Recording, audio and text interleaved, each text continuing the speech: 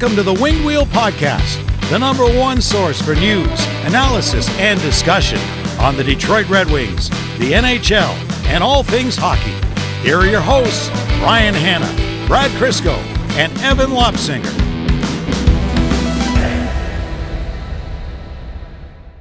What would have been off to a worse start?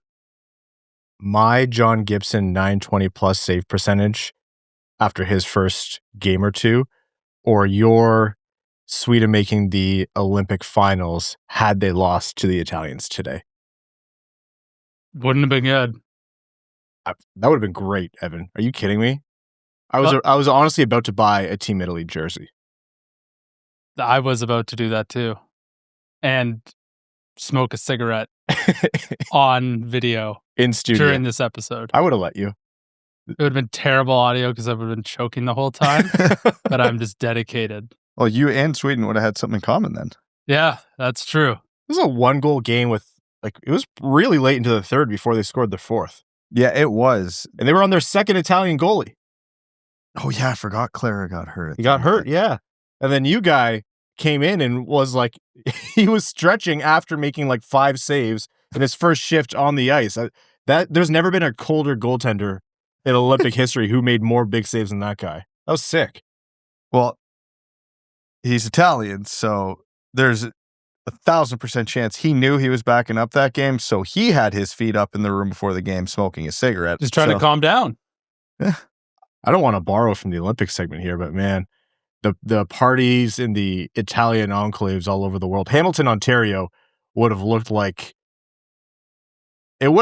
Italy itself in terms of the party they would have thrown had they won that game. Yeah, crazy start to the first 2 games of the Olympics. Anyhow, welcome to the Winged Wheel Podcast, folks. Here to talk to you about all things Detroit Red Wings hockey, the world of the NHL, Olympic hockey, and lots more in a still smoke-free environment. I'm one of your hosts, Ryan Hanna. I'm Brad Crisco. And I'm Evan. On this episode of the Winged Wheel Podcast, we're going to be taking a look at different Red Wings news, notes, analysis while we have the luxury of a break between NHL games. Then we're going to get into NHL news and Olympic updates and much more before we jump into overtime. Very quickly, Winged Wheel Podcast Night at the LCA, Saturday, March 21st. That's the game against the Boston Bruins. Those events are partnered events between us, the Winged Wheel Podcast, and the Detroit Red Wings, where we host a live episode of the show at Little Caesars Arena pregame, featuring Ken Daniels, lead announcer of the Detroit Red Wings, and other special guests. Tickets to the event not only get you into the Red Wings game, but they also get you access to that pregame live recording, and they get you a co-branded Detroit Red Wings and Winged Wheel Podcast hat. It's officially licensed. It's got the Centennial logo on the front and the Winged Wheel Podcast logo on the side. It's the Centennial colorway. It's awesome. Again, wingedwheelpodcast.com/Red Wings to get your tickets. Once they're gone, they're gone. And every ticket purchase represents a donation to the Jamie Daniels Foundation. Also, if you want to support the show, patreon.com/wingedwheelpodcast. You get access to benefits like our bonus overtime episodes, the Patreon exclusive Discord. You're automatically entered into all of our giveaways. For example, we give away 2 tickets to every Detroit Red Wings home game going directly to our Patreon supporters. So all of that and lots more. Again, patreon.com/wingedwheelpodcast. Dare we run the numbers on what it would take for the Red Wings to make the playoffs? Because we're really far into the season at this point. The Red Wings have 24 games left. They've played 58 games. And as of right now, they're in the 3rd divisional seed. They're tied in points with the Montreal Canadiens, who are 2nd in the Atlantic divisional seeds.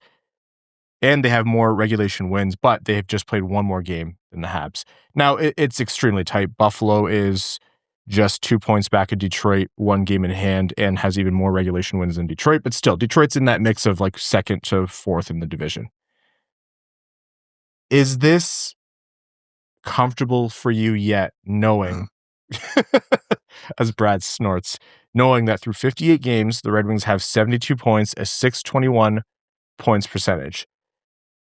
This isn't going to be like previous years where the playoff cutoff seemed to have been getting lower and lower. It looks like we're on pace for anywhere from a 96 to a 100 point playoff cut line. Do you think Detroit can do that? Because right now, if they go 500, a 500 points percentage, not even record, a 500 points percentage for the remainder of the season, they'll end up with 96 points. So essentially, a game or two above 500 points percentage, and they're in. through 24 games. Since you use the word comfortable, I'm going to ask you 3 questions, and that will give you my answer. 1, is there an asterisk next to their name on the NHL standings right now? No. Have you watched them play hockey for the last couple weeks? Yeah, plus some decades after that, yeah. And after the Olympic break is over, what month is coming up shortly? March. No, I am not comfortable. Not even a little bit. What kind of margin would you have needed? Until I see the little asterisk next to their name on the website, I'm not comfortable. First team out of the wild card spots right now is Columbus, 65 points in 56 games played. And Washington, 59 games played, 65 points as well. So I don't know who you want to count in there as the most likely to be the first team. Like, who's actually the first team on the outside looking in, because it's tight across the entire East. But that's still not a lot. Like, I have to lean towards what you're saying there, Brad. It's exceptionally tight, not just in the Atlantic, but even if they drop into those wildcard spots, there's teams fast on their heels. In previous years, I don't even want to run the numbers on how far ahead they would have been at this juncture. It feels like they would have been a lock to be battling for the division. Might be dramatic, but yeah, you're confident based on what they've been able to garner. Like, the 621 points percentage is so good. If I said you press this button, but that guarantees that they'll have a 621 points percentage through 58 games and no other possibilities, all 3 of us would have jumped over each other to smash that button as hard as we could. That gets you in the playoffs. Most. 99 out of 100 times. So if the cutoff, let's say it's 99 points, what's your nervousness? Evan, you're a little bit more even keel, a little bit more measured. How anxious are you right now? That's a lot of points. And it's not as simple as, oh, well, the Red Wings get 99 points, because you need to also take into effect what the other team's schedules look like. How many other Atlantic Division matchups are there? How many Eastern Conference matchups there are as well, because they're going to be taking points off of each other. So 99 points, I think, gets you in. That feels fairly strong. I know the Atlantic is a gong show, and there could be 3 or 4 teams with 99 points or more. But I feel like that's kind of where we're sitting. Could the Red Wings get there? I think so. I don't want to make any sweeping proclamations one way or the other, because we have seen the highs of this team and we have seen the lows. But if they can just be above average and take the points off the teams where it matters the most, I think that's a great recipe for success. All right, so consider the rest of the season, the ease of the schedule or the difficulty of it, however you look at it, the lack of, the amount of back-to-backs that they saw for the first 2/3 or whatever you want to call it. Do you think the Red Wings are going to be better, the same, or worse than what they've played to this point to get to 72 points in 58 games? I think slightly worse is where I land. Emphasize the slightly. I don't want everybody to be radioing me thinking that I think their play is going to fall off a cliff. The way their schedule is structured is more favorable, but I think that's offset by the quality of their opponent gets tougher. So you get a little bit of gain here and a little bit of negativity here. Probably balances out somewhere near the middle. My concern with this team isn't so much the schedule as it is the team. Gibson's been on a run hot for a good long while now, and he's given us no reason to believe that won't keep up. But if it doesn't, they're nuked, because they're not getting the offense to steal games if Gibson's given up 3. The defense is probably where I have the least criticism of right now, and that's even without Edmondson, so he comes back, that's a huge boost. I don't think we're going to see a huge swing one way or the other. I think it's going to be fairly close. But if they drop from a 620-ish points percentage to a 580, they're in the playoffs. If they drop from a 620 to a 490, they're out in all likelihood. So the margin for error isn't huge right now, which is the whole basis of my unease. If you think they're going to be the same as what they've played to at this point in the season, at least in terms of results, that'll put them at 102 points. And if you think they're going to get to a 500 points percentage, so decidedly worse, than what they played to at this point in the season, that's 6 points worse. That'll get them to 96 points. So it might not seem like a lot, but it's a demonstration of how razor thin the margins are. And I look at exactly what you two have said, which is the Atlantic Division games specifically. I think, 10 of them left? Those are a lot of 4-point swings. And I'm looking at the Atlantic Division right now, and you take the vibes of certain teams into account, like Toronto, the vibes are terrible. Florida, they seem... already swept Toronto. That's right, yeah. Don't even need to worry about them. Already been swept. The Panthers, they seem like they're maybe making some decisions on what they want to try to do this season to be pragmatic to keep a top 5 pick, potentially. It's the Florida Panthers. They got 25 games left. Is anybody not convinced they're just going 22-3? That's what I'm saying. Like there is not a single team in the Atlantic Division right now that I'm looking at and I'm like, that team definitely won't be in the playoffs. It's the Florida Panthers, like Brad said. Toronto, I'd be shocked because the vibes are awful, but they still have good players and they are a good enough team to make it. And they are in the same position as Ottawa, where they are 63 points in 57 games, which is, 9 points back of the Red Wings. And that's only 6 points back of the Boston Bruins. That's a week and a half of good hockey when the other team goes the other way. And all of a sudden things are flipped. No one is down and out. And even if you look at the Ottawa Senators, they're a much different 63 points than the Toronto Maple Leafs. The Ottawa Senators, if they had below league average goaltending, but just below, take 2 guys steps down from the median goaltender, they're probably second in the Atlantic based on what their underlyings have said. And that's looking purely at the underlyings. You have to trust that, the goaltending metrics aren't somehow linked to something in the defense that the analytics aren't seeing, but it's just broad strokes here. That's a good hockey team, Ottawa. Anyone who's watched their games or understands what's been going on in their season, they know that team has been completely tanked by some historically bad goaltending. If they get a run hot, if they get an Andrew Hammond type coming back from the Olympics, then they are, as annoying to look at in the standings as Buffalo and Montreal are right now. And they'll push someone out. There's nobody out in the Atlantic. And I haven't even talked about the Metro, where somehow Columbus is back in it. They're 9-1 in their last 10? Yeah, take a number. Everyone feels like they had multiple 9-1 runs this season. That's crazy. The Columbus Blue Jackets, who I feel like yesterday we were talking about who could you peel off the Blue Jackets if they're trying to sell. So, yeah, it's the same story it's been all year, which is surprising because even through a terrible little stretch over the past, week, 2 weeks of NHL hockey for the Red Wings, you zoom out and it only feels terrible results-wise because of how great December was. January, by the points, was still really good. And Detroit they have more breathing room than other teams, but that's saying very, very little. I think my first sanity check will be the minute the Olympics wrap up, sort of evaluating how the Red Wings players fared in terms of wear and tear, but also what have the other teams' players, specifically the Atlantic Division players, how have they fared throughout the Olympics?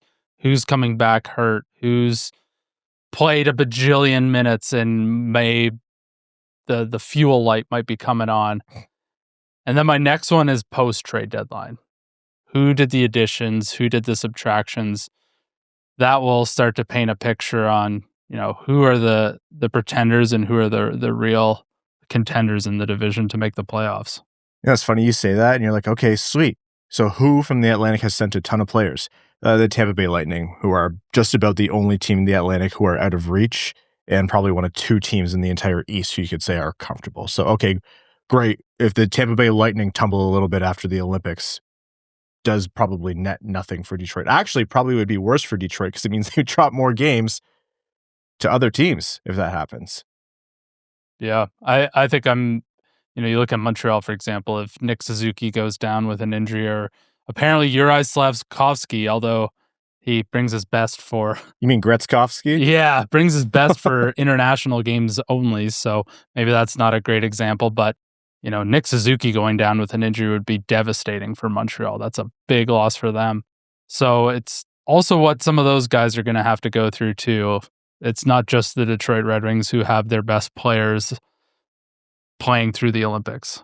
They're probably thinking they're lucky stars that Lane Hudson wasn't selected for Team USA. Internally, they would never say that, but like, oh, for sure. Much like, the Red Wings are probably relieved that Edvinsson didn't get healthy just in time and went kind of injured to go play for Team Sweden. Lane Hudson would be just as big of a... Also, Cole Caulfield. I also, like, for the amount of 3-on-3 hockey that's apparently going to happen in this tournament, that's another point towards I'm surprised they didn't take a harder look at Caulfield with how prolific of a 3-on-3 goal scorer he is right now. They don't like goals. They left their top 3 goal scorers off. Well, let's see how they do. The tournament started. We're not going to... Listen, I'll repeat it. It's a win-win for Americans. They either get a gold medal or they get to dunk on Bill Guerin for 4 years. So I think the model that has one of the most conservative outlooks for Detroit has been Dom Lucian's model on The Athletic. And that's just based on how things are weighted. And it looks at an extended, history that goes back beyond this season, if I remember correctly. And that model has Detroit at 97, like a shade over 97 points. So rounding down to 97 points. And even then, like a really conservative model of the team and the players and how they're playing has them at above 1 point above a 500 points percentage. So if that means anything to you and it gives you any comfort, that's, I think, as conservative of an outlook as you can see. And for reference, the same model has the Sabres at 98 points and the Habs at rounding to 101 points. So everything is about within range there. I don't think anything seems too crazy. I'm as comfortable as I've ever been rationally, and that is to say very little because I've been hurt before. Part of it was when Evan left Brad and I to our own devices, and we were stupid enough to be at all confident. But going back to what you said, Evan, I think that's ultimately the right way to look at it. It's two different, flashpoints of where are things at. Post-Olympics and post-deadline. And I hate to beat a dead horse here, but more than ever, not only is there justification in terms of where the team is at to go and add, there's justification based on how tight the margins are and how much of a difference 1 or 2 points can make to go out and get someone who can make a difference at the trade deadline. Yeah, like if the Red Wings go out and hypothetically grab Robert Thomas, already my optimism raises significantly. Montreal gets some injuries. Tampa Bay gets some injuries from the Olympics. Once again, the Red Wings are in the same division as them, chasing them in points. Well, I guess tied with Montreal, but you know what I mean? They're battling for the divisional seeds. That makes me more confident as well that the Red Wings will make the playoffs. So there's a big recipe that goes into it. The Red Wings have positioned themselves well up to this point. So I don't think there's any reason to think that they won't continue, and they're getting Edvinsson back, and they've played their worst hockey without him in the lineup. So there's a reason for optimism for sure. Let's take a look at where the Red Wings are through 58 games. I don't want to say mid-season awards. We're well past the middle of the season, but just looking at who the MVPs of the team have been, like most improved player, whatever you want to call it, surprise player of the year, who stands out in your mind? Let's start with the big one. Who would be your team MVP to this point? The Red Wings have a player who's getting talks of actual league MVP. This is Mo Seider running away. I don't even have... It's Seider, the Grand Canyon. If the first 2 months didn't exist, John Gibson would be right there with Mo Seider, but we do have to factor in the first 2 months, which is why John Gibson's my runner-up, because for the last 2 months, he's been the MVP. And then I could hear a very coherent case for Raymond or DeBrincat at number 3 here. But it's Seider definitively 1, Gibson definitively 2 for me. And then you can start having the debate about who you want to mix in there. Because again, Mo Seider, if you want to go, we referenced Dom's model recently. He's got Seider a hair behind Cale Makar for projected Norris winner right now. He's got Seider 6th in the Hart race for MVP of the league. If Mo Seider gets hurt, this season's over. They do not have a guy that is going to step in and to be able to do what he's done. That defense will crater. Simon Edvinsson got hurt, and Mo Seider stepped up his game to do even more, play even more, and carry a bigger load with Bernard Docker, whoever else has been replacing Edvinsson. And yeah, his counting stats haven't been quite as good, but his play hasn't dropped off with Edvinsson going out. This season from Mo Seider might be the single best season we've seen from a Red Wing in the history of this podcast. Like this. Well, that's why they're saving Travis Hamonic in case Seider does get hurt. They're going to unleash him on the league. Finally, someone unseats Jonathan Bernier. Yeah, I think running away right now, it's Mo Seider. Yeah, looking back, you're right. 100%. I still think maybe that you're selling DeBrincat a bit short. I might be, but also, like, I get the Raymond thing behind Seider, but yeah, it's Mo Seider. It has to be Mo Seider. So there's conversations about who is it besides Mo Seider. Mine would be Alex DeBrincat. Yeah. Not only does he lead the team in goals, I think his effort is almost always top of class every single game. He always is getting in the dirty areas. He always looks like the give a damn meter is running high. So even when the Red Wings are playing bad, you still notice the good in Alex DeBrincat. Mind you, John Gibson, without him, it would also be very scary, but you've got a 30-goal scorer already. I think that's pretty important. For 2 years now, it feels like everyone else has been up and down at some point, be it because of injury, be it because of, a weird dip in play. But Alex DeBrincat, after taking a period of time to get settled with the Red Wings when he got to Detroit, which we predicted would be the case, that he would have to have an adjustment period. And even then, what was his first season? 27 goals for Detroit. So that wasn't like a terrible season for him, but he was much more like hot and cold. But since then, I feel like he has been one of the most consistent players in terms of production, showing up when not everyone else is. And when everyone else is, it's not like he drops off and just coasts. The chemistry with Patrick Kane and his ability to amplify that, his role to play in that part of things. And like, he really does, like, he's a dog out there. You've seen him adjust his game. They want him to play differently, going 200 feet the other way. He has his physical game, his getting his nose dirty, getting his elbows up. All those are things that have not gone away and have only increased. Like, the guy is oftentimes the heart and soul of the offense when Lucas Raymond might be playing hurt or Dylan Larkin's going through a slump. I appreciate that from Cat, and I think he's embodied that kind of a Hockeytown mentality, even when things are the toughest. So same caveat with John Gibson. If October and November went differently, he probably would take this quite handily based on how things have gone since December 1st. With Raymond and DeBrincat, like, I understand the results and the actual points with Raymond, even playing sometimes on one shoulder, have been better. I think it's a little bit of a narrative thing where you're like, at times you a little bit disappeared because of the injury, and at times you're still not shooting as much as the team or the fans, everyone wants you to, and that probably hinders him a little bit. If you had to market 1A, 1B, 1C behind Seider kind of thing. Yeah, they're right there. Well, again, it's Gibson too for me.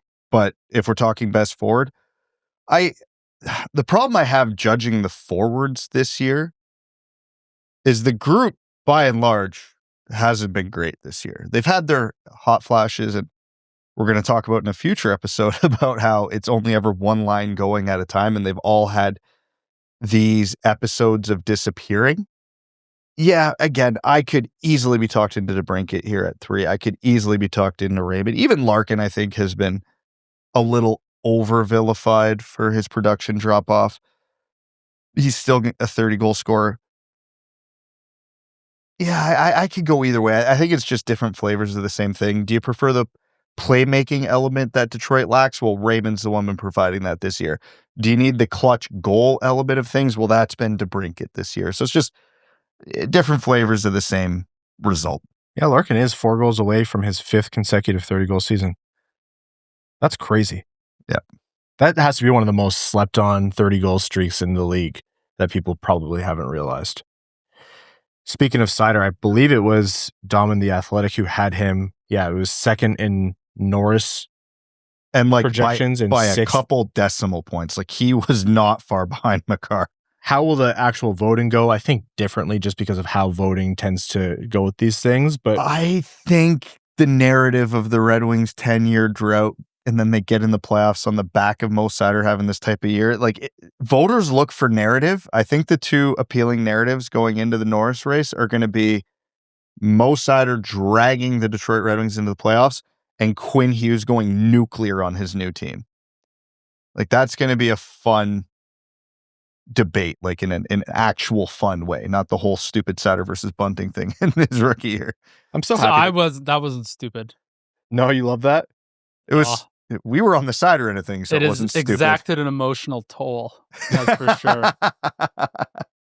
Yeah, by net rating, which is how they rank these players, Dom had Seider 6th in the league across all positions. So that's Hart Trophy, and then for defensemen, second only behind Cale Makar. The players ahead of him for Hart would have been Ilya Sorokin, Cale Makar, Nikita Kucherov, Connor McDavid, and Nathan McKinnon. So just some random chumps across the league ranked above him there.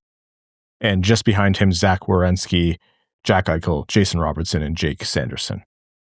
All of whom are on the U.S. Olympic team, correct? Should be. Okay. That's a little bit on the Red Wings. When we're back, we're going to continue the conversation and then jump into NHL, Olympic news, and more. Back after this.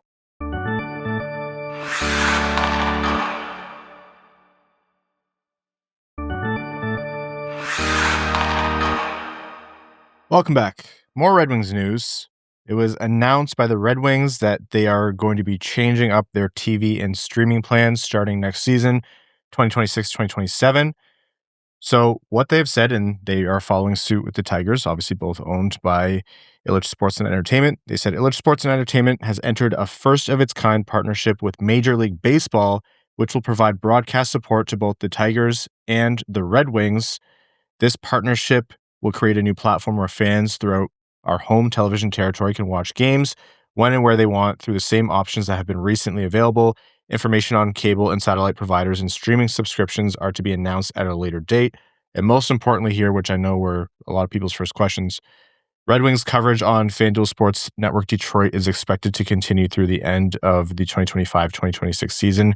And Ken Daniels, Mickey Redmond, and the current broadcast team are expected to stay together and move with this change in the broadcast. So that will be unaffected. So thankfully, the GOATs remain on the screen, but the long-rumored move to kind of pseudo in-house or at least a different service, this time supported through the MLB, is finally coming to fruition, which means hopefully changes and improvements. I think it's been a frustrating process for people, especially who have been trying to use, the FanDuel app or previously the Bally app or whatever it might have been in terms of accessing the game. So as long as it gets simpler for people, that's the biggest thing here.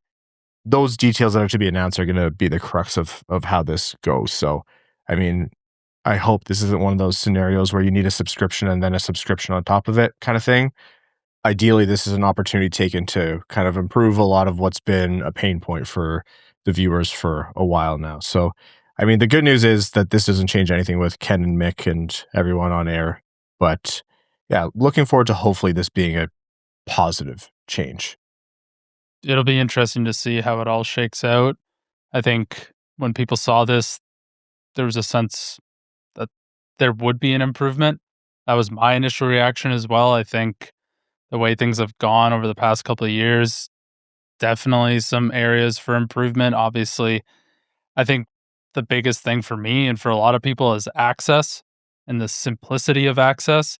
So when those details come out, that's when I'll have a full reaction at what this looks like. But at face value right now, I think this is a step in the right direction. The reaction was adorable, seeing everybody.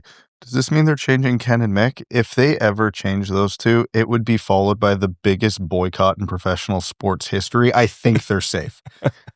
If you want to improve things, that'd be the great place to start. Is like, yep, our same team, our same crew is sticking here. And that was never a question. Like, that wasn't ever up in the air. But I understand why it was a question that was being asked. It's like, oh, we're changing to a different, those are, Red Wings employees. So yeah, the entire crew is staying, Daniela, Logan, et cetera, et cetera. Let's get to the Olympics. And holy, what a start that was. First game, we'll start there. Slovakia and Finland, where Finland was favored reasonably, I would say, even with missing Barkov. This isn't the Slovakia of old. We said that during our preview. And that was an extremely impressive game played by Slovakia in a 4-1 win over Finland. What did you make of that? Finland got finished. Wrap it up. But the Finland motto of they're that team that just comes in and on paper, they never seem to stack up with the Canada and the States, but they always just play the game that makes them win somehow. Like, none of it makes sense. None of it's pretty. They just win. Well, Slovakia just did that to Finland. Like, it wasn't a masterpiece, and they relied on Halavai to have a pretty big game in net. They got timely goals. They capitalized on a power play in a big moment, and they were that plucky underdog that went in and just said, screw it. We're going to go out there, play our game. We're going to play 110% and pray. And, what do you call him? Gretzkovsky? Yeah. Yeah. He returned. I almost forgot that he played in the last Olympics because he wasn't in the NHL yet. One of those funny ones. Yeah. And I think I saw a stat. He's got as many Olympic goals as Yager now or something like that. The Olympics are funny. But, hey, that's what the Olympics is, a long tournament compared to some other international tournaments where it's a little more forgiving, where if you do lose a game, it's not like you're completely screwed. The path for Finland gets a lot harder now. But they're not completely screwed. But also, this puts Slovakia on a path they probably definitely were not anticipating. So it's just such a screwy tournament where you look at all the odds and the percentages and the net ratings of every team, and it's like you got Canada and the US so far above everybody else, and then it's Sweden and Finland above everybody else. And then you get into all these ones, and immediately first game, one of those top 4 teams loses to one of the bottom teams. I know that's selling Slovakia short, but still. That's what I love. That's what I love about this tournament. There's too much. I think we've been too divorced from NHL players in Olympic hockey for too long, and there's a lot being written about, well, this team's path is so easy and they have a 90% chance of winning all their games. I'm like, can we all just, I think we forget how chaotic and crazy that this can get, and we forget how rabid these players get for the opportunities to put their country's flag on and represent their nation and play with players that they oftentimes have never played with before, their countrymen. For a lot of these countries, the kids that they grew up playing with, that they went their separate ways once they got to the pros. That adds a whole other element to this that makes a difference in these games. And you don't know what team is going to be greater than some of their parts because we haven't seen it like this in more than a decade. There's too much boiling and distilling down to things that hadn't happened yet. And this is why you don't do that.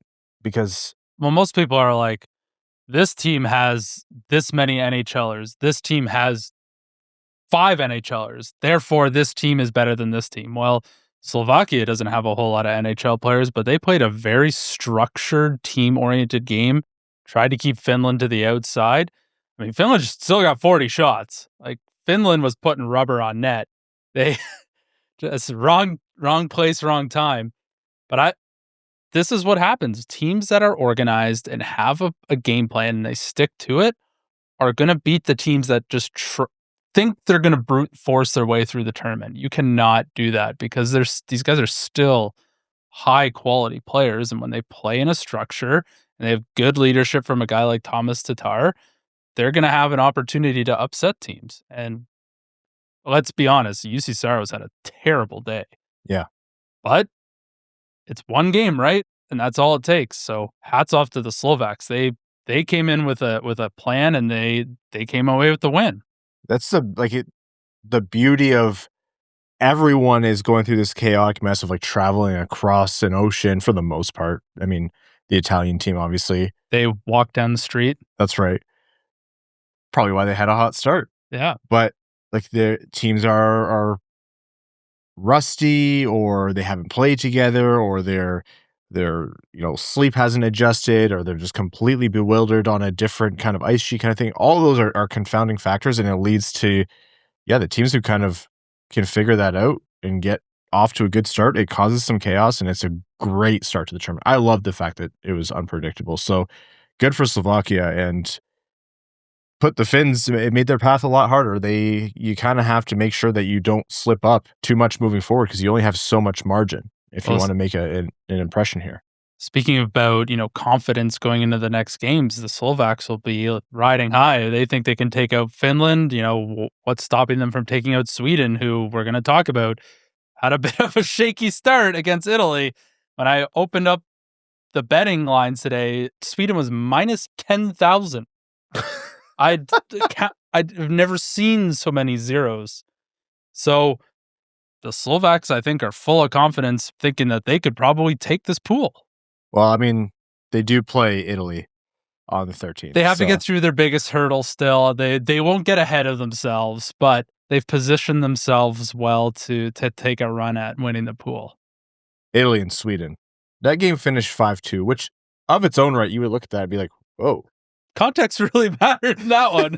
Italy scored twice, but it was even closer once you saw how the game opened up. Italy opened scoring. Just over 4 minutes in, Italy opened scoring. That may have been one of the most bizarre sequences I've seen in Olympic hockey since Tommy Salo let in a goal from the red line and forced Sweden. Oh, I thought you were going to say that was the craziest sequence we've seen in Olympic hockey since the empty net goal in the game prior today. True. Yeah, that was wild too. Luca Frigo, who doesn't even have a picture. That's a fake name. On the app that I'm using, open scoring. That's actually Joe Valeno. They just gave him a pseudonym. Did you know there was a Larkin on Italy? Oh, yeah. Delan. You're saying Darlene or Delan? Yeah, up to you. They take the lead. Sweden goes up 2-1, and you're like, okay, well, here we go. Is. Yeah. Italy ties it. To start the second, 37 seconds into the second period, they tie the game. And I'm like, oh my God. That's what the Italians have never done anything so early in their civilization. And then Sweden, before the end of the second period, takes the 3-2 lead. And you're like, okay, maybe that's it. It took until 15:42 into the third. Plus, like we mentioned at the top of the show, a goalie change because of the injured goalie who, to that point, had faced like nearly 50 shots, I think it was. Before Sweden scored again to make it 4-2, and then they got the empty netter from Hedman to make it 5-2. That was too close for comfort for Sweden. If you had said before the game that game was going to result or going to just have an empty net scenario, like someone scored her on their own net because they pulled their goalie for an extra attacker because of a delayed power play, that would have felt more likely. So were they playing Latvia? Like, how are Italian goalies making this many saves? Credit to them, man. What an incredible performance by that team. A record number of shot in the NHL player era. They had the Olympics 60 shots against, which is just... Oh, my God. There were a lot of high-quality chances, but it didn't feel like it was a 60-shot game. Sweden absolutely was the higher-class team. But, there was... I'm glad that wasn't Canada going through that motion because I don't know if I would have made it out the other side. Because if I'm a Swedish fan, I would have been a little nervous for a lot of that game. Here's the thing. You can look at it and say they scored 5 times and they got 60 shots on goal. Are you really going to say they didn't have their best performance? You should look better against Italy overall. And for good chunks of that game, I thought, yeah, Sweden looks like the better team. It's not like it's a close game on balance, just on the scoreboard. But I thought they looked a bit disjointed. I don't think they looked their best. First game of the tournament, maybe that's what you call it. You don't get a bunch of prelims or anything like that. But it'll be interesting to see how we saw how Finland went, so this doesn't matter. But we'll see how the other big dogs do when Canada has their first game. How does their execution look? How does the U.S.'s execution look? Because I agree. I thought Sweden very much relied on singular efforts from players to make plays because the execution, the passing was just pretty pathetic for NHL caliber players. There was a moment right before Zibanejad scored the 4th goal where he had a wide open net and looked like he had just like complete brain fart, like a half pass, half shot that just went through the crease. Wide open cage off an extremely cold goalie who I think would have torn everything in every muscle below his waist had he tried to get over. Everyone just kind of seemed off. That said, they do get a softer opponent. They get Finland on the 13th as, That team lost to Slovakia. Sweden didn't completely dominate Italy on the score sheet. So those call that the loser bracket in the You know, I preliminary love this iteration of best on best international hockey because it's the four nations. It's already the best countries in the world. And then this, you get the fifth best country in Italy playing in it. That's right. And Italians probably aren't all that interested in hockey, but they see their national teams playing Sweden. Sweden's got all these stars. You know, let's go out and support them. Probably going to get destroyed. It's going to be a bloodbath, but hey, maybe it'll be fun. But as that game was happening, when the Italians would even get the puck to the center ice line, the Italians were going crazy. You could hear the noise rising up in the arena and you could see them going crazy. You could see the cheering, you could see the excitement. And that is what growth of the game looks like. And I think that's my favorite part so far of this tournament. Yeah, you hope it sticks, right? Like you hope it's something that stays and, you know, down the line, and it's not a fast thing. They're like, we were beating Sweden at one point. Yeah. They had a sliver of doubt in their mind if they were going to win that game. I think that's a great sign for Italian hockey. That's already a successful tournament for them. Absolutely. You had a lead over one of the potential tournament favorites, probably third tournament favorite, and the favorite team outside of Canada and the US, and you had a lead over them as Italy, Team Italy. Hockey isn't a sport that grows quickly, but I wouldn't be surprised if in a decade or a decade plus, you know, Italy's in some kind of position where they're winning games against the, call it Switzerland's of the hockey world. And they look back and they are constantly proclaiming, in 2026, we took the lead over Team Sweden, and that instilled something in Italy. And hockey in Italy was never the same after that in a good way. We've been talking about, you know, acquiring all the Hugheses for the Red Wings. Maybe the Italians are going to acquire all the Larkins. Really secure the center ice position for their international team. Larkin would have to be captain of that one. I don't know if he has any Italian heritage. Oh, you know, maybe that's a distant cousin. Maybe. Yeah. So great for them. And as we look forward to the rest of the tournament, by the time you're listening to this, some of these games will have been played. But Switzerland, France opening up on Thursday, Czechia, Canada, Latvia, USA, and Germany and Denmark. So all eyes will obviously be on how Canada and the USA start off their tournaments.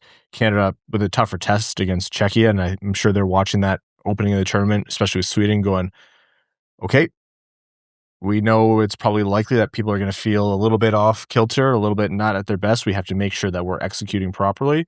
And I don't think the Americans are going to take that lesson lightly either against Latvia, who Canadians will tell you will give you warts just like the Italians did in terms of 1 million shots on goal and nothing going in. The Canadians will be watching from their 5-star hotel rather than the Olympic Village. My God. Those storylines are so funny to me. I don't know where I really fall on it, to be honest. As a 35-year-old, you know, maybe sleeping on a single mattress probably wouldn't be my favorite thing to do, especially if I had $100 million in my bank account. Yeah. I get it. And it seems like the Village, now that a lot of the events are starting to wrap up, is becoming more of a party scene. I could see how guys like Sidney Crosby, I'm not going to say Nathan McKinnon, he looks like he's having a good time. I saw him smile. He was doing the wave. Like, it's crazy.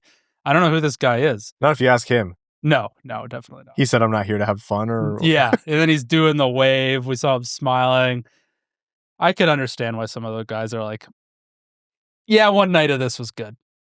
So the European Ryder Cup team were like religious about optimizing sleep and recovery at their most recent win, to the point where the Luke Donald was in hotel rooms like saying there's a sliver of light coming through, and they like sealed the cracks in the doors and things like that. And this whole tournament is like, these guys are so removed from their element. So whatever edge you can get to kind of regain a little bit of your form, sure. Just you know? Nathan McKinnon standing outside Seth Jarvis's room so he doesn't leave. Is Nathan, aren't you going to be tired? No, he sleeps standing up just like that. Yeah. That's how he sleeps at home. You just plug. Can you make sure he stays plugged in? Yeah. I'm so excited. Tomorrow's going to be great. You see the two big dogs get after it. I'm sure there'll be lots of rational takes afterwards. Probably most of them not coming from me. I'm Oh, that's not for you right I'm now. so worried about Czechia. They are like the pinnacle, greater than the sum of their parts, and they always seem to have Canada's number at every level of competition. So it's going to be great. On the women's side of things, oh boy, are you feeling great if you're the American women, and are you feeling horrified if you're the Canadian women? Brad, we were talking before the show, and to you, it was a little bit unsurprising that they dominated the Canadians like that. Yeah, it wasn't a pretty scene for the Canadians, and the Americans look poised to take this whole thing. Team Canada women's GM and coach went extreme, Bill Guerin, in the selection of this team, and the United States did the exact opposite of that. I forget the exact numbers, but I think the States have 7 NCAA players on their team. Like, they're not even in the PWHL yet. They're top college hockey players, and they're young, they're fast, they're skilled. Now, mind you, much like the men's, Canada always seems to have the 1 or 2 like superstars. Obviously, Marie Fulop-Plan's one of them, but she was hurt, and that obviously was a huge disadvantage. Chloe Primerano, going to be the best defenseman in the world for a long, long time. She's only 18 right now, but she showed well at international events before, and she's at home. And Canada, as many would remember, just got dummied by the States at the rivalry series in 4 games. 4-game sweep for the States. I think goal differential was like 23 goals in favor of the States. And Canada brought basically the same roster. Older, the same group they've had forever. Canada women's hockey team is that quintessential old boys club. Once you're on the team, you're on forever. And there were a lot of good players left at home, and it's not that I don't think even if Canada had selected the perfect roster, they would have been better than the States.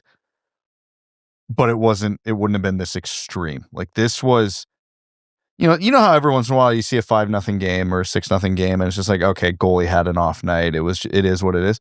At no point in this game did Canada look like they belonged on the same ice as the States. This was an ass kicking from puck drop to final buzzer. Skating circles around them. Correct me if I'm wrong, but I feel like that is more like women's hockey at the highest level is more of a, we should just take our best players because the physical element that's in the men's game isn't quite as important or It's not as much of a factor into the game. So it makes sense to take your best players, the highest skilled players every time. You don't need a Tom Wilson in women's hockey. Now, the PWHL in and of itself is a very physical league. Does not matter as much as the NHL, but they are allowed to hit. I think if you took the top 5 biggest hits in hockey this year, I think 3 of them are from the PWHL. Yeah. But much like the men's side, but on an even more extreme scale, this is international hockey. This is not PWHL rules, where the physical game matters even less. But I don't even think that was the thing with Canada. Like, Jocelyn Larocque, the defenseman, been a stud for Canada for ever and ever and ever. She has been unreal. She's almost my age. And they brought her and played her 22 minutes against the States. She got caved. I'd be in a body cast if I had to play 25 minutes of international hockey. Against that version of the United States. I have a lot of friends in the women's hockey community who I've talked to after that game. And I just kind of, I just send a text message every once in a while. It's just like, what? And they're like, man, if you knew how they ran this team, this is not surprising at all. It's the old boys club. There were 6 or 7 better players available to them. They didn't take them because they were younger, not part of the group. They were not part of the inner circle. And it's just, hey, we spent a lot of time on this podcast, at least me anyway, bitching about Hockey Canada, but this is like literally it summarized in one game. Well, we always talk about, the best teams almost win in spite of themselves and they don't learn any lessons, right? Like, especially I think in the women's game where the top dogs really are at a completely different level, you take the wrong things away from a gold medal. Like, you just win because you are that much better than your competition. We see it all the time in the men's game. We see it in the World Juniors when Canada goes on a big run. It's like they leave some of the best players at home, but they still won gold. It's like they're taking the wrong lessons out of this. And it feels like in this instance, Canada is doing that as well. And you look at, again, you look at the men. We talked about it in our predictions for the men's Olympics, and I picked Canada, not because I thought they were a deeper, better team than the States, because they have McDavid, they have McKinnon, they have Crosby, that just the guys that the States can't think. The opposite starting to happen in women's hockey. How many problems over the years has Marie-Philippe Poulin and Anne-Renee Desbiens covered up for the team just because they were so unbelievable? They could single-handedly win games.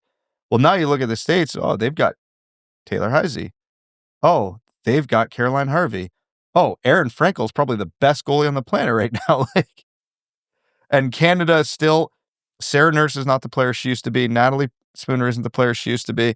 Jocelyn Larocque isn't the player she used to be. And I could probably add 4 or 5 more players to that list, and they're all still on the team. For big nations like Canada, it takes a massive implosion for any changes to happen. Because, like I said, if they go out and win silver, they're probably going to say, you know what? We just ran into a better team. We're going to just keep doing what we're doing. I think it's going to take a big implosion. Maybe that's this Olympic Games. I think if they lose the gold medal game in similar fashion to this game, that might be just bad enough, combined with the rivalry series, that they might finally realize, this whole thought process is bad. All right, quick NHL note here. I know we've touched on this, but just to kind of fully hash it out, this whole Florida-Chicago saga with the first-round pick that's been going down. The Florida Panthers traded a first-round pick as part of the Seth Jones deal. So they traded the first-round pick for this year and Spencer Knight to Chicago in exchange for Seth Jones and a 2026 fourth. The reporting at the time was never at all focused on a condition that was on that first-round pick, which is that pick is top 10 protected for the Florida Panthers. And there's an aspect to this where you can look at the NHL reporting of the trade where they said it's conditional. They never actually said what the condition is specifically. And I think there's one spot reported, I don't know who it was, but it basically was a line that said the pick's conditional, but it's never going to come into play. So it is in effect a first round pick that Florida's sending in 2026 to Chicago. Well, top 10 is looking very much in the cards for Florida, depending on how they're able to turn their season around, or if they're even going to try to, because of how injured they are post-Olympic break. If they call it, if they pack it in and start to rest guys and shut guys down, they could keep their first-round pick this year, and they could very well, as a team that is 1 year removed from back-to-back Stanley Cups, get a top 10 pick in the draft and then be right back at it next year when Barkov is healthy and their team is much, much healthier. And they have Gavin McKenna on an ELC. Right, yeah, because they're going to draft him like 9th or whatever. Gavin McKenna, who the felony charges were also dropped. That case kind of just, it looked like the details were funny. It seemed like there was some confirmation of there was a verbal altercation involving whoever it was and McKenna's family member, I think I read. Anyways, they dropped the felony charges. Shocker. Yeah. But hey, we know he's a Panther-style player now. That's right. That'd be so annoying for the Atlantic if the Panthers... That's literally worst case scenario. They basically have one off year. Their key players get hurt. Then they get a top 10 pick and away they go again. If that happens, there's going to be a morning where Gary Bettman wakes up and I'm under his bed. Right now, they're not far. 32nd in the league, Vancouver Canucks. 22nd in the league, Florida Panthers. They're right there. They're right there. Best case scenario for us, worst case scenario for the league, Winnipeg wins the lottery. Great. Yeah, awesome. Although, you know what? They really need it. No, worst case scenario, Vancouver wins it, because then that's another promising prospect just ruined. Yeah, but gone out west where it's not Detroit's it's not Detroit's problem. Like, Macklin Celebrini not being in Detroit's division or even conference is such a blessing. The Atlantic is enough of a Thunderdome. Anyways, just wanted to add in that quick note where it was like, yeah, all this time after this was uncovered and I wonder how much of that was the team going, this wasn't supposed to be the case. We have to make sure this gets out there now. I figured it was always just, Florida's a wagon. This condition will never matter. And now it's like, maybe it matters a little bit. Sucks, man. Yeah, the Florida Panthers. Rich get richer, don't they? Oh, they were so hard done by. I'm glad they finally got a break going their way. Can't wait to watch the tribute video for the memoriam of this season. The NHL was like, well, what are we going to do? We were planning on giving Ottawa's forfeited pick to Florida, but now they're going to get one back. So let's just give them two. Screw it. Okay, we're going to take another quick break here. And when we're back, the overtime segment of this episode of the Windwheel Podcast back after this. We're going to overtime. Overtime is brought to you by our Patreon supporters, patreon.com/Wingwheel Podcast if you want to support the show. Again, the bonus episodes, the Discord, the giveaway, all of that and lots more.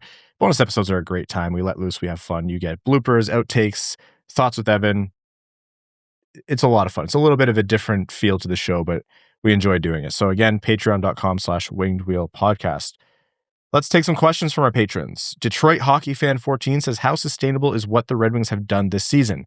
I'm scarred by a team that has had inconsistent and streaky top-end players the last few seasons, and they are -1 in the goal differential department, but still in the playoff spot. Do I have a right to be worried?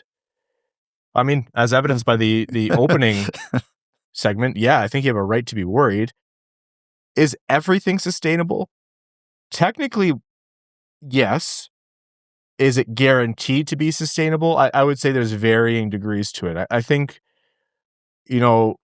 Detroit's defending hasn't been playing absolutely out of its mind. It's been their best players playing really great for the most part. So that you can expect, and it makes sense. The offense hasn't been absolutely out of its mind.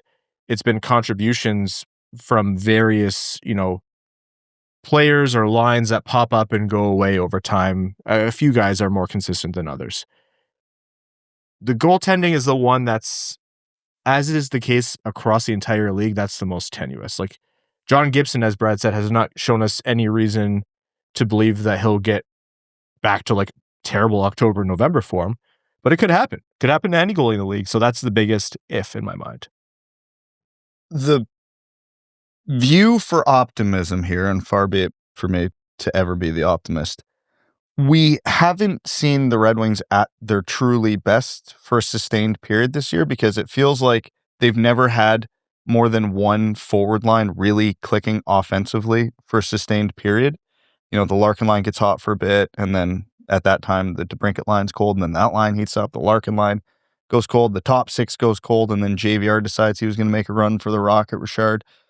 But at the same time, it hasn't happened, and the defense has been fine and all that. But multiple forward lines going, the defense being sound, and John Gibson being hot have not happened concurrently yet this year. So if that happens down the stretch, yeah. We're seeing signs of life of Marco Kasper too, so that should help alleviate the burden a little bit. So there are lots of things going in the right direction. Jack's dad says, what are the chances we see anyone of Costa, MBN, Danielson, or Mazer get a call-up in the home stretch? I would assume it's less likely to happen if we even make a depth move at the deadline, but if Yzerman decides to play with the cards in hand, do we see any of those guys get a look? There would be two scenarios, non-trade related, that would lead that to happen, and both of them are bad.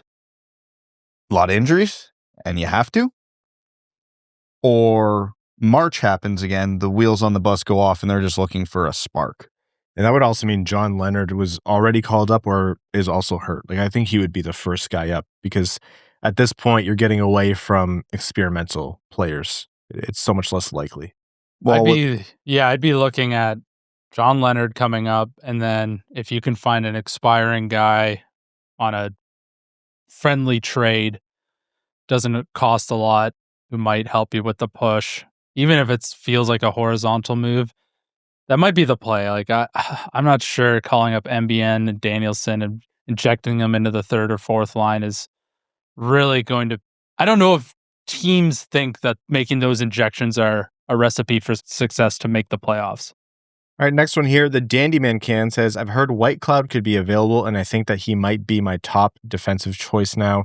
He's playing 24 minutes a night on the right side for Calgary and has size and is a cup champ. He's just under 30 and signed for 2 more years at $2.75 million.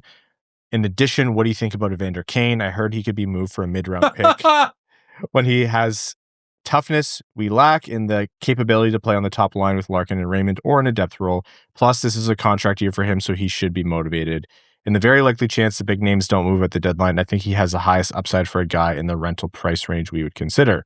Adding both those guys would bring the floor way up and bring size and grit without costing any premium assets and would solidify our entire decor for the next couple of years. Unless we're signing Dustin Byfuglien as well, I am not interested in it. Are we talking about the same Evander Kane? That he's been garbage for years now. Like if you talk about 5-6 years ago, Evander Kane, sure, I got interest in that. He is not good anymore. 23-24, he was more than a half point per game player. This year, he's not too far under a half point per game. It's not, for me, it's So not we're going to even throw that with Larkin and Raymond? No. It has nothing to do with Evander Kane on ice. It has a little bit. A little bit, yeah. But I mean, there's... Guy's a problem, for You know sure. when you Google something and it takes you a while to get to the results? Yeah, if you Google Evander Kane, finding his like hockey DB is like the 10th thing because everything else is dumb shit he's done in the NHL. And, you know, he shows up to playoff games in a Ferrari and stuff and like is making a scene and all this and all that and all the locker room stuff over the years. Let's not forget about the money phone during a lockout. Well, yeah, if Mrazek was here still, that would make a lot of sense. They'd run hand in hand with one another. Do you really want to risk injecting that to a young team attempting to establish their culture? You could probably go out and find a half point per game player who will not be that. If there are 700 players in the NHL, I am trading for 695 of them before Evander Kane. White Cloud, I have time for. I don't think he's anything more than a 5'6" guy, but I think he's a good 5'6" guy. If on the off chance that he can be had for cheaper, it's not too premium of an asset, I'd be willing to take a gamble on him for sure. Yeah. Matthew Soler says EP40 might be the only Olympian worth watching with active trade rumors. You'd have to think if he shows out, it would make GMs more comfortable trying to acquire him, make Vancouver want to keep him. The time for an EP40 trade may have been last week or never. Can't even light up Italy, not interested. He injured the Italian goaltender today. He couldn't be any further on my do not trade for list. I thought that would have bumped him up your list. Oh, he's a bit of a goon now. No, he ruined a good thing. That was a great stretch save. I would have been doing physio appointments for many years if that was me. I was doing physio appointments watching that game. Fair. Seeing that Italian goaltender get on the ice cold that late into a game where the other team was already humming for 45 plus shots or whatever it was. I'm like, that's the most scared situation I could potentially think for myself. We talk about setting up people for success all the time. That is not one of those instances. No. But hey, he balled out. I understand that they scored, but he balled out for some pretty big saves right after that. Frank the Tank says, favorite non-Red Wing in the league and most hated player in the league currently. Favorite non-Red Wing has to be Macklin Celebrating for me. The kid's been so much fun since he got into the league. My favorite non-Red Wing, you're going to hate me, it's Erik Karlsson. Yeah, that's predictable. I love the dude. That's fine. That's okay. Yeah. It's not like he's been a Penguin his whole life, you know? Like there's no, not exactly, yeah. 08 or 9. Because I remember peak Erik Karlsson. He was maybe one of the most fun defensemen to watch ever. Yeah. I think I'll go with Sidney Crosby, as lame as that is. Like, the guy is just absolutely ageless.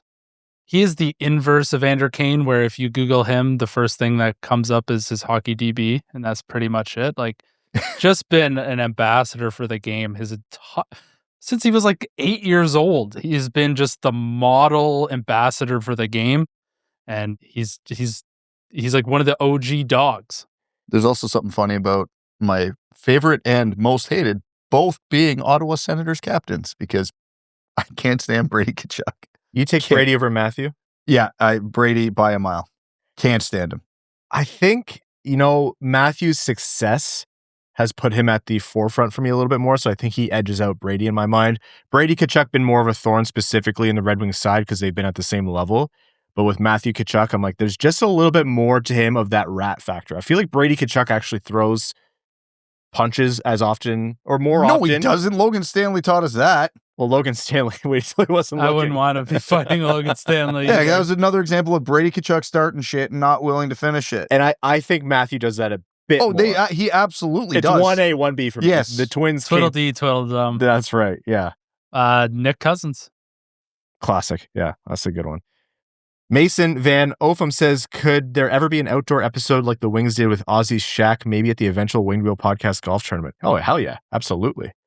I don't know that we would ever have the cold weather setup that Ozzy's Shack does. Maybe if Ozzy ever invited us over, we'd do it there. That'd be funny. But the golf tournament would be a nice, warm way to ease into that. That'd be good. Good idea. Okay, one more quick break, and when we're back, we're going to wrap up this episode of the Winged Wheel Podcast and let you know what's coming up in the coming episodes, because it's going to be a bit different. Back after this.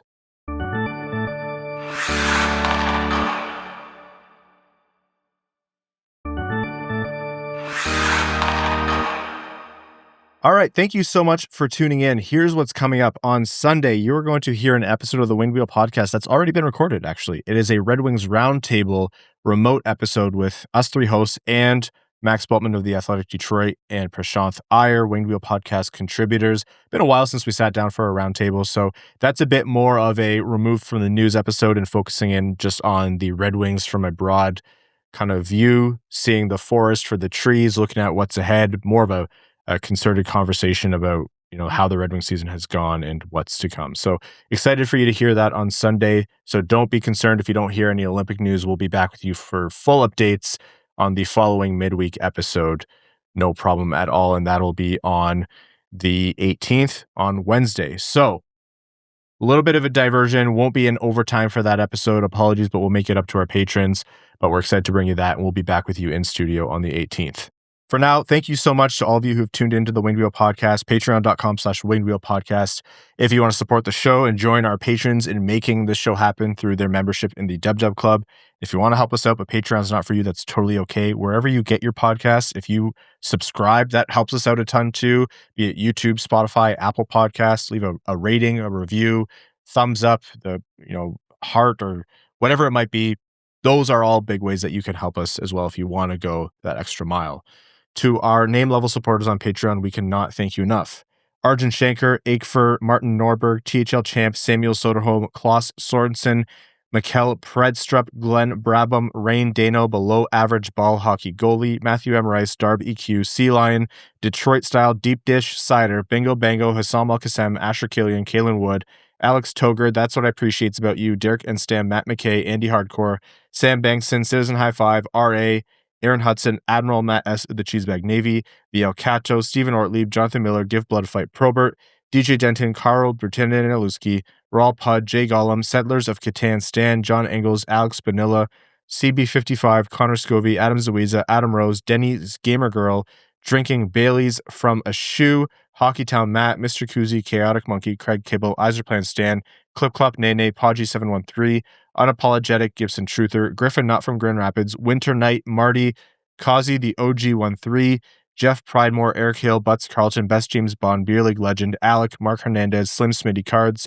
Grand Rapids Girly, Anna Sleeman, William, Mike Asher, August, Brian Munn, Improved But Flawed, Chris 99 Jones, Trevor Centerfit, Adams Red Wings Takes, Kurt Chin, Adam Ernie Slander, Kachuk Brothers, Elephant Walk, Daniel Morosky, Zach Mounts, brand new name level supporter, General Andy Bohan of the Cheesebag Army, Quaz, Dylan Larkin Trade Sacrifice, Bleeding Out on a Thick David jersey, Banana is Larger, Matt Keeler, Linda Hull, Connor Leighton, Good Cop, Brad Cop, Josh Yelton, Brad Simmons, Darren Fick, Bex, The Hodag, Daddy Pastor Jake, the Let Me Lay My Hands on You and Not Just to Heal. Thank you, Reed, as always, for the pros. 200-foot high compete, Maximilian, Commander Ben Baird of the Cheeseback Space Force, Sandin-Pellikka's Pet Pelican, Griffey Boy, JM Rhapsody, Frank Stanley, Rosie Posey, That Other Guy, Pucking Puck, Tom Iserplan, Respecter, Carl Thames, Nerno, The Hat 123, Steven, A.A. Ron, Corey Prida, All Motor No Hands, Gene Sullivan, Stinky Britches, James Pridemore, Upernadian, Adrock Jablonski, Drop the Puck, Eric Nance, Ann Stanislavski, Jim, Bellingham Acid Balls, Wings fan of St. Louis, Scott, Lucas Raymond, Cops Gump Lip, Trent Thorough, Grepsky, Evan Beckner, C.E. Hayes, Finney to the Rafters, Jacob Marsh, Falkness, Fight Night at the Joe, Axel Sandy Pelican, The Octopies, Ninth Leg, Finney the Pooh, I'm Evan, you're Evan, we're all Evan, Cassidy Hart, new name level supporter and your second favorite patron. Thank you all so very much. Talk to you Sunday. Thanks for tuning in to the Winged Wheel Podcast. Be sure to visit wingedwheelpodcast.com, where you'll find links to subscribe to the show on Apple Podcast, Spotify, YouTube, or wherever you get your podcasts. You'll also find ways to support the show, like Patreon, official podcast merchandise, and more. And don't forget to follow us on X at WingWheelPod, at Ryan Hanna, WWP, at Brad Crisco, and at Hockeytown Evan, as well as Wingwheel Podcast on Instagram.